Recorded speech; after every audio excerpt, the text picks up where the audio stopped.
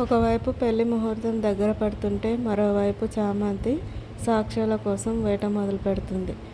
ఎలాగో రమాదేవి తన కళ్ళ ముందు ఉండొద్దని చెప్పింది కాబట్టి అదే తనకు సాక్ష్యాలు సేకరించడానికి మంచి సమయంగా కుదిరింది. అదే టైంలో హాస్పిటల్కి వెళ్ళి నిషా అమ్మగారు పంపించారని చెప్పి తన రిపోర్ట్స్ తీసుకుని బయలుదేరుతుంది. ఇక్కడేమో ముహూర్తానికి టైం అవుతుంది. తాళి కట్టమని చెప్తూ ఉంటాడు పంతులు గారు. ప్రేమ్ తాళి కట్టబోయే సమయానికి చామంతి వచ్చి ఆపండి అని గట్టిగా అరుస్తుంది. ఎందుకు ఆపాలి అని అడుగుతూ ఉంటే ప్రేమ్ బాబుకి నిషా అమ్మ కరెక్ట్ కాదని చెప్తూ ఉంటుంది చామంతి.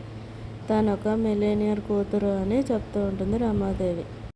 అది మాత్రమే కాదు, పెళ్లికి ముందు కడుపు తెచ్చుకుంది అని చెప్తుంది. దాంతో అక్కడున్న వాళ్ళంతా షాక్ అవుతారు. నిషా గుట్టు రట్టవుతుందా? ఆ రిపోర్ట్స్లో ఏం రాసింది? చామంతి రిపోర్ట్స్ చూడకుండానే తీసుకొచ్చేసింది.